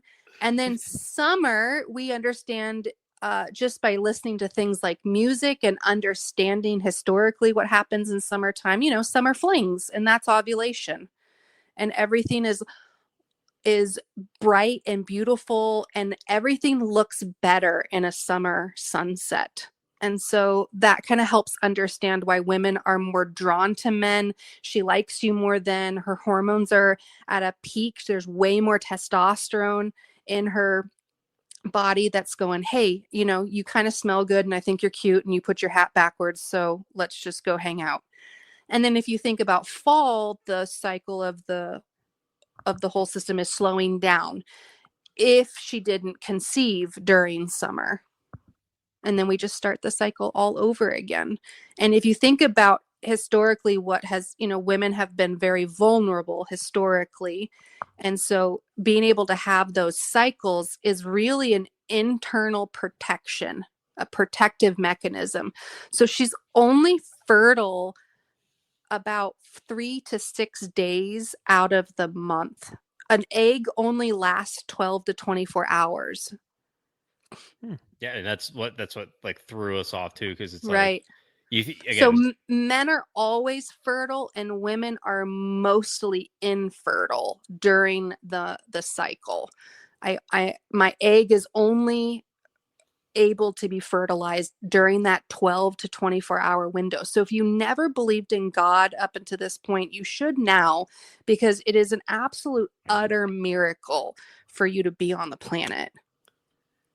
I'm sorry. we got sidetracked here. I picked up this cat and it's wet, and I don't know why. Speaking of wet cats, so the reason why the cat is wet is because Nan is bougie, especially with this cat. Hey, knock off. Hey. And she bought him the robot. No, it's a motion activated spout for the sink. Okay, so he can get his own water. I apologize. Like that makes a lot more sense in my head. What you were just talking about, not that we have wet cats on my lap. Okay, but you were explaining with how the cycle is. Makes a whole lot more sense. Like, I wish someone explained that to me when I was like 18. A lot of things would probably have changed. But I feel like we've talked a little bit about like the failure of the healthcare system. We also have we talk about the failure of the education system. Absolutely. Where that's not taught to people. It wasn't until my wife, again, when we first started try to have a kid, we thought you just stop taking the birth control and things would happen, and it turns out that is not how this works. Now, granted, there's people that does happen, either are one incredibly lucky, or two, wow, you guys are doing a lot. I mean, I don't know where you find any extra time, but Really, the answer is no, they're probably not. The real answer is probably that she's functioning purely in her hormonal state. So really that window of ovulation is what's causing her to think he's really cute at that moment. So her guard is down. The egg is releasing a particular concoction of hormones that says, let's make a baby. So he's really cute, even though normally his breathing, chewing food, walking in the house with dirty boots, that pisses her off. But that particular moment in time doesn't, because every ounce of her entire body is saying, make a baby right now.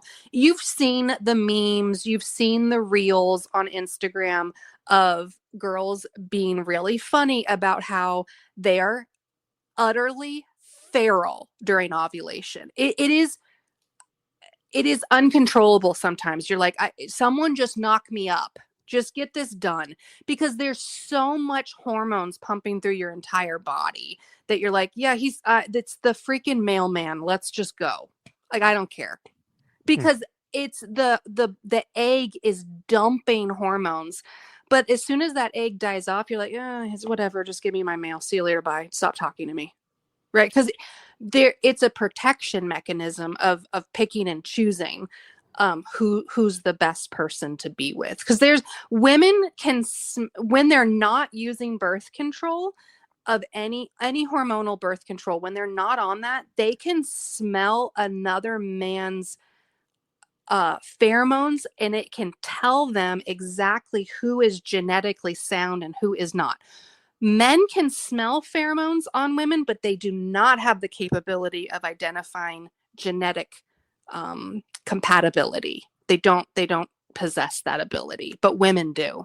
That's why if you've ever heard your partner go, man, your stinky shirts, or some whatever, that you're like, yeah, that's what that smells good to you. Okay, you're weird. It's because, or I have to sleep with your shirt on when you're not at home tonight because you're working night shift, or I have to sleep on your side of the bed and I have to sleep on your pillow.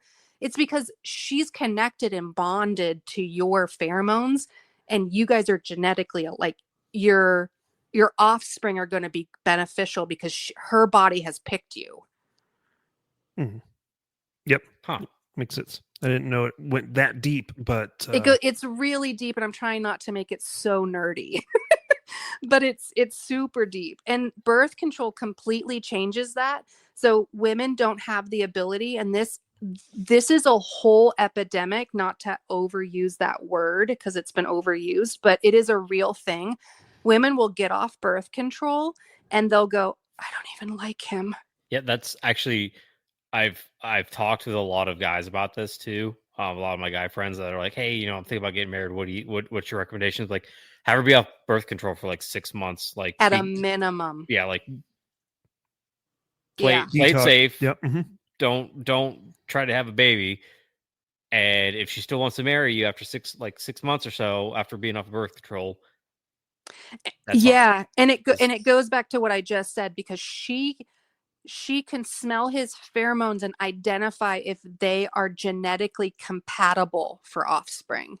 So that's why she doesn't like him. But there's a whole movement. And it's really funny because it kind of started in the liberal world, which is really funny because there's a book called Sweetening the Pill. And then there's a book called Period Repair Book. And they're both written by staunch libs. So sorry about that. But the books are really great. If you just pull the blue-haired crap out of it and just look at the data, they're very short reads, but the data is there over and over and over again about how women on birth control, not only is it wrecking their hormones and it's wrecking their blood-brain barrier and their gut lining, and it's totally destroying them physically, but it's also causing them to marry people they're not even remotely attracted to. Or they find out later, and now that's why that could be reason why we have like so high divorce rates. Maybe I don't know. Yeah, absolutely. Because a lot of them are coming. So that's how the sweetening the pill, that's exactly how the book starts off, is she's in a long-term relationship with someone. She's having a hard time with being on birth control. She's changed it numerous times. It keeps making her sick. She's putting on tons of weight. She's got cystic acne, blah, blah, blah, all the problems, right? Because the healthcare system is broken and they just want to sell you something to sell you something. And so they'll tell women they're broken, even though they're not. And they'll push the pill down their throat. And then she was in multiple years in a relationship. And she just said, hey, we're monogamous. We can just, plan to not have a baby and use other method, use a barrier method. And he's like, sure, whatever, I don't care. And she gets off, and it completely tanked the relationship. And so she said, I'm really into data and research. And she's spending years and years and years collecting all this insane data and research. And I mean, like, in a good way, insane. And it's cool. The book is really, really short. It's a short read. I read it in a weekend, and it's crazy. The data of women are like, yeah, I should have never married him. I should have never moved in with him. I should have never had kids with him, whatever. It's funny. I mean, not funny, haha, funny, like, dude, we could have told you this.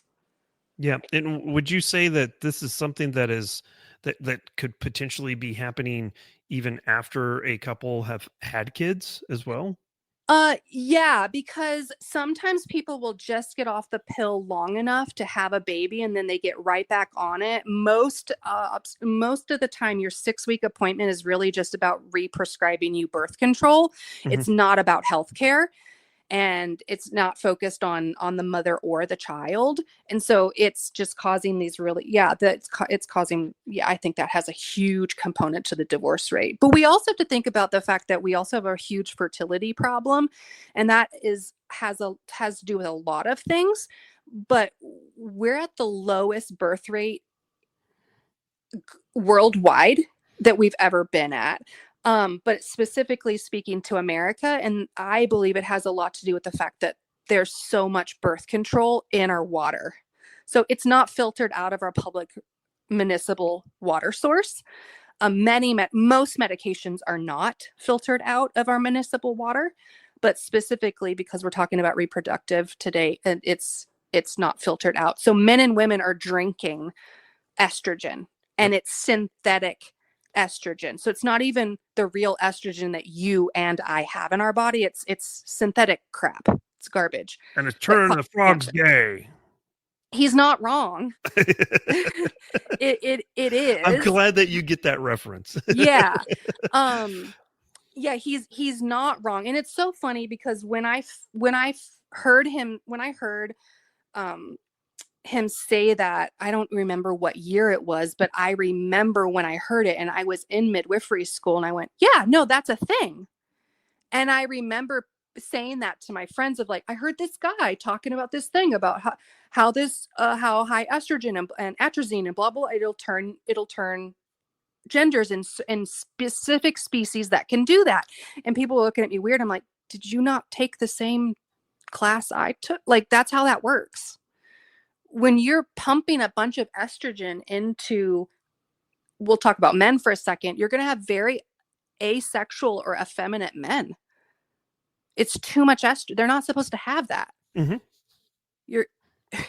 So we have this whole epidemic of men that have completely checked out, and they're like, we're all lonely. No, dude, you're a girl. We don't want to hang out with another girl. I hang out with me all day long. Exactly. You're a chick. So, we have, like, it's a serious issue. So go get your Berkey filter. Thank you very much. Yeah, right. Oh man, don't even give me about Berkey filters. Is what? No? I mean, they're expensive. They're like a $200. Let me just double check. The Berkey's the big stainless steel one, right? Yeah, for sure. I love mine. I travel with it all the time. It goes in my suitcase. I take it all the place. I have the filters, the charcoal ones, and the fluoride ones. Well, there you have it. I love it. It filters out. But Jefe doesn't like it because of the expense, or counter space mainly. Oh, okay. All right. I know. It is not it's not a legitimate reason, but it's the reason I've been given. You can absolutely have that as a reason, but you live in a house most of the time. Like, you're not traveling like I do. So I need something that goes with me, and that works for me. How dare you assume my travel gender? Sure. I apologize. I don't know. But so it goes with me, and I like that. But if I lived in a house full time that was mine, I would absolutely have something that was attached to my entire house, and it was filtering everything. But I just like my Berkey filter. Well, plus it's pretty.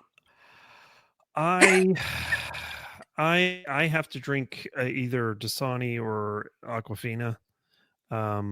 So I don't really drink a lot of water from the tap, but we also do have filtered water. And then at work I drink only filtered water because we actually have a very large filter water ice thing going on. So that's pretty nice. But it's not filtering anything out. It's only filtering out items that cause taste change. Okay, sorry. I just had to tell you. You just crushed my dreams. I'm so sorry. All right, fine. So I'll go get a Brita. Nope, that's only taking out the stuff that's going to affect the taste. What was the brand that you guys were just Berkey. I get zero kickback. They don't know who I am. Life Straw. That's so funny. Just go to like Life Straw this beer right so here. I got Nan freaking a Life Straw for a stocking stuffer. That's an awesome stocking stuffer. She refuses to use it. She says, I will never use this. I don't know why you got me this. I already told you should have never got me one of these. And I was like, oh my gosh. Geez. I was like, geez. Well, it turns out that one of her friends was on a hiking trip and used a Life Straw to drink on this hiking trip and ended up with whatever you end up from rivers. Giardia? Yes. Ew. Yes. And I don't want to say nearly died, but was you can't very, very, very sick. And so she is just anti Life Straw because of that. And I can understand, but it may have been just a faulty straw. They didn't use it correctly. They used it too much and didn't, there could be a number of different reasons why it didn't work. Yeah, but I mean, if the virus or bacteria that's in the water is high enough, solution to pollution is dilution. If it's high enough, you can't filter everything out. Right. Mm-hmm. Of course. So, and I was it last summer or the summer before, I went on a kayaking trip. And this was like a 2-day kayaking trip. It was about 25 miles or something like that.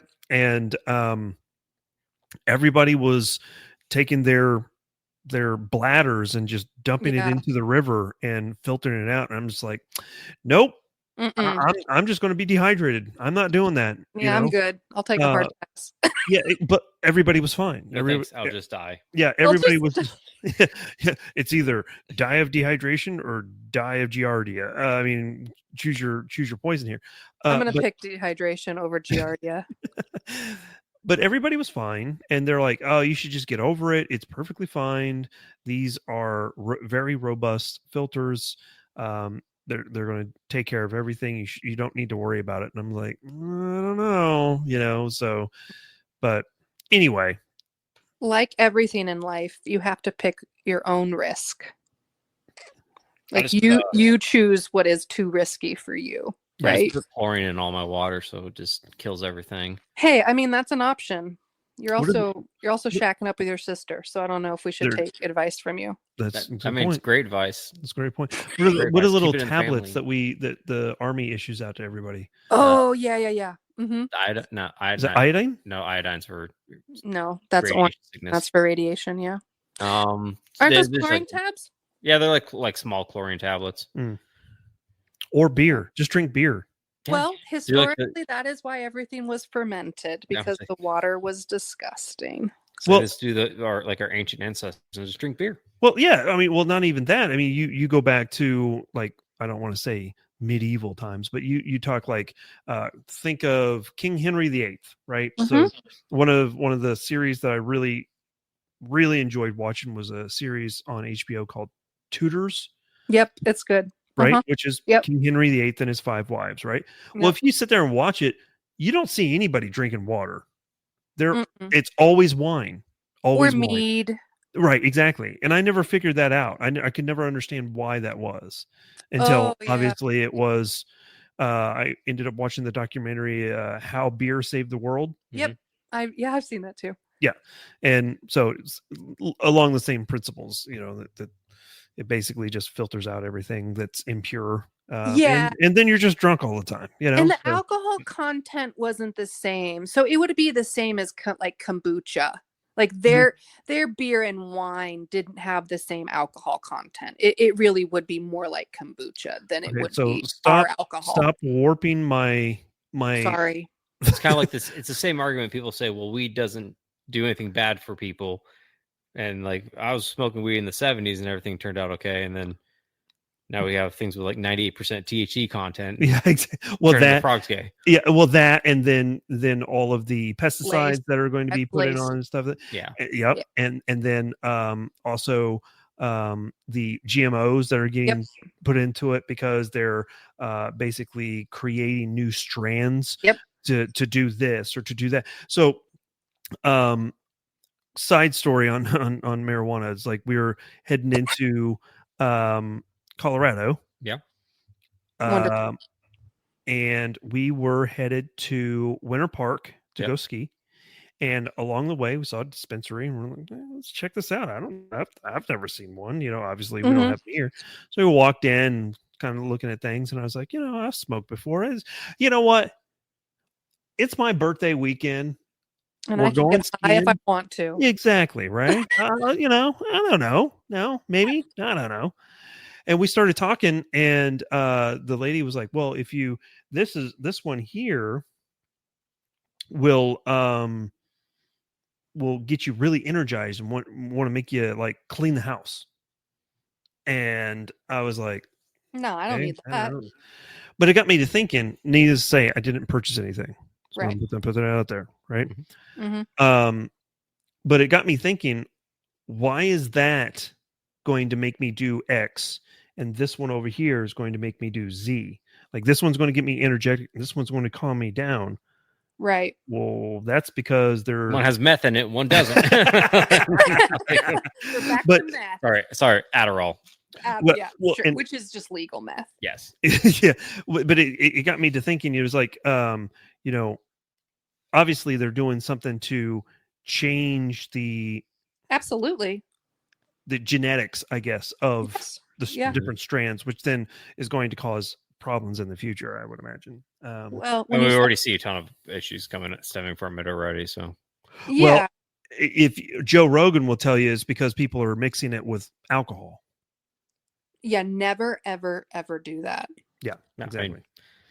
They call that crossfaded. Sure. Yeah. You should know. You know this, don't you?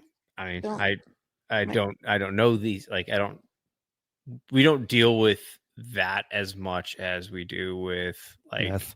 Nah, meth isn't like a big thing. It's a lot of dirty 30s these days. So dirty 30s. Yeah. What's that? A lot of like it's a fake pressed fentanyl pills that the I can't remember if it's for hydros or I think for hydros the pills you buy will have 30 on it. It's like an identifier, and it's dirty 30s.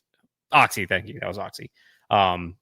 The Oxys have it's a blue pill with a 30 pressed into it. So the dirty 30s are the fentanyls that are blue that have 30s printed. So people think they're buying Oxy. Turns out it's fentanyl and they OD on it. Oh, nice. 30s. Yeah, that's nice. I mean, it's all in the same family, but what else? They're cousins.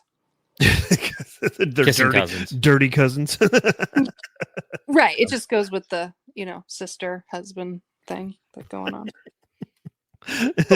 Needless to say, we've had you on for nearly 2 hours, and we certainly do appreciate this experience. This is by far an experience than it is more than a podcast. I can tell you that.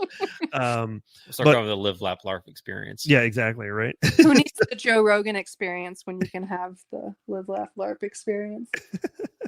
Naturally, one of the things that we love to do at the conclusion of our podcast is just kind of dish it over to you to give us some folksy wisdom, some life advice, something to pass along to our brethren or children or something like that. We like to give you the last 30 seconds to regale us with something insightful.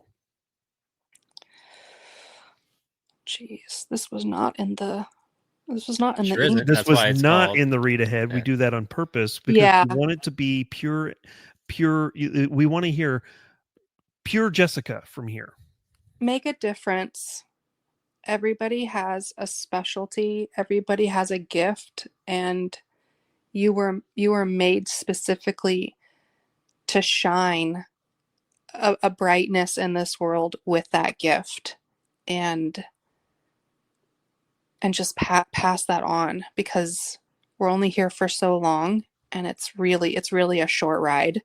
It's a super short ride, and making a difference in someone else's life because of something that you're really good at has a trickle down effect that you're never going to see. And it's like, I'm gonna mess up the quote. I'm a huge book nerd, but sometimes I mess up quotes, so maybe you guys can help me. But planting seeds of trees that future generations will reap the benefits of the shade from, right? It's great. I think it's an old Greek proverb: "Great men will plant trees, whom shade they'll never rest under." Right, and I think that is such a great interpretation of the biblical message of love, right? Of being able to, we'll never lay our lives down the way Christ did for us, but we'll be able to give pieces of us to someone else, and we'll most likely never see the outcome of that. And I've been very blessed in many different ways to be a part of many different organizations. I'm very humble and very well aware of the fact that being someone that is not prior service themselves, being able to be a part of the military and teach them really awesome things,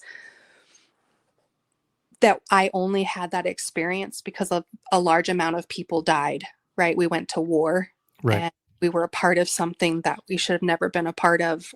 But I was able to give to people that ultimately went onto a battlefield and were able to give to somebody else, or were able to take care of an interpreter and his family, or were able to give aid to a military working dog or whatever. And I'll never know the outcomes of that until I get to heaven. And that's kind of cool. And I really want to encourage people to pass their torch. Every one of us has such a beautiful gift. And if we can just do that, this world will be a really cool place for as long as we get to be a part of it. Yeah, absolutely. Jefe, what do you got? I'm going to bring down like the I would say the vibe, but the message. The time difference between the Egyptian periods and Cleopatra is the same time difference between Cleopatra and us today. Mm-hmm.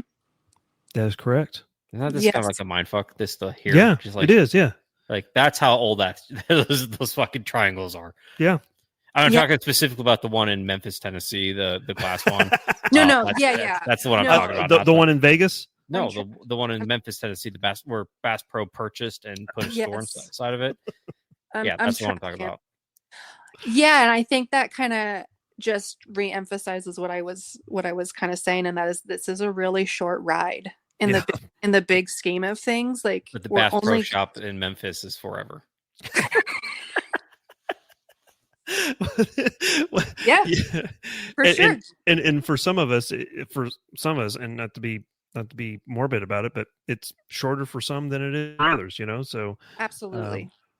so hey, guys, if you're contemplating, buying that BCM upper, just go do it, man. It's a short ride, go do it.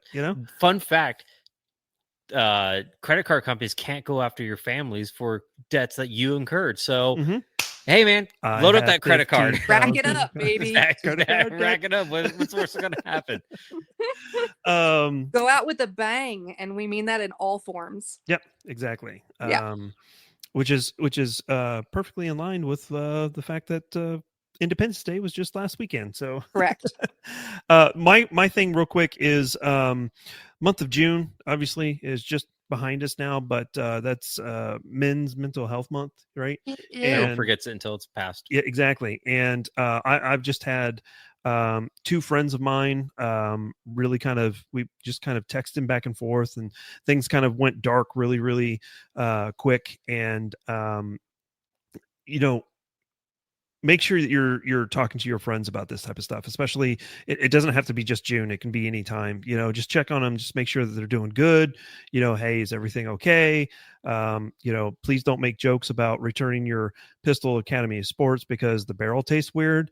Those types of things, have those hard conversations from time to time to make sure that everybody's good. So I just wanted to kind of pass that along because thinking about my buddies, because I know that a couple of them have been struggling, and I definitely understand where they're coming from. But needless to say, Jessica, thank you so much They don't make the barrels like they used to. No, they don't. Thank you for coming on. Go ahead. What is it? It doesn't taste like Fruit Loops anymore. No, not anymore. No. Thanks a lot, RFK. You stole that from us. You jerk. So real quick, tell everybody where. Obviously I'm going to have everything in the description, but for anybody that doesn't want to take the time to look at it, where can they find you?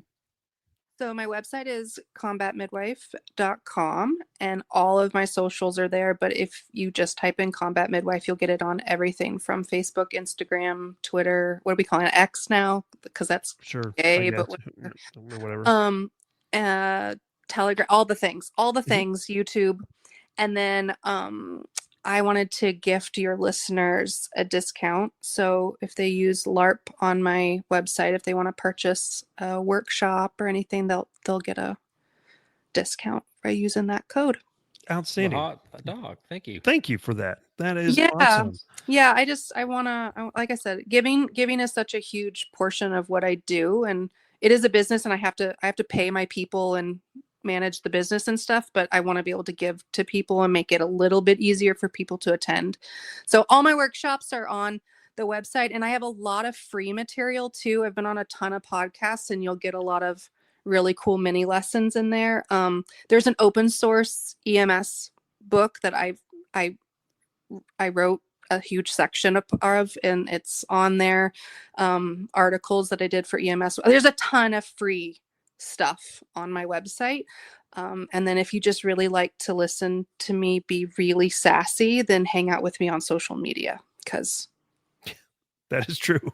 I am a firecracker. That is 100% true. That's 100% true. So I am a Texan, and I'm very Southern. So if you like it just, real in your face, then come hang out with me on the socials, because that's where it is. It's funny that you bring that up because, I'm a lifelong Kansan, and one of my favorite T-shirts when I was a kid was, this is going to sound really corny, but let's remove ourselves from that because this is like early 90s. Okay. Right. And the shirt was Captain Kansas, right? So this superhero looking guy. That's adorable. Posing on the shirt. And the motto was, I mess with Texas. Rude. And ever since then, I love messing with Texans. I love just trolling them all the time. All right. So. Well, I'm super sassy. I wear cowboy boots, and I have big hair, so bring it. And you love the Nick at Nights. I do. Yep. So I do remember that from our last conversation. So I do. Needless to say, like I mentioned, we're going to have all of your information in the description below. Thank you. The discount code as well. We thank you for that. Obviously, we're going to, kind of promote this podcast as it airs, which will be airing on the 15th and all that type of stuff. So we just really do appreciate not only your flexibility on scheduling, because we've been kind of jockeying back and forth and making sure that our schedules are together, and spending the time with us this evening. That has been really awesome. Thank you so much. I had a great time. I could chat with you guys all night, but I know. Yeah. we could bunny trail into a million different things. But thank you to everybody who's listened to this whole podcast, and I hope you guys learned some cool stuff. And thank you for having me on. It was truly a blessing. I appreciate both of you. Outstanding. Yeah. Thank you so much. And we will get out of here. So thank you for everybody that's been this far. And don't forget to live, laugh, and LARP. Take it easy, guys. Bye.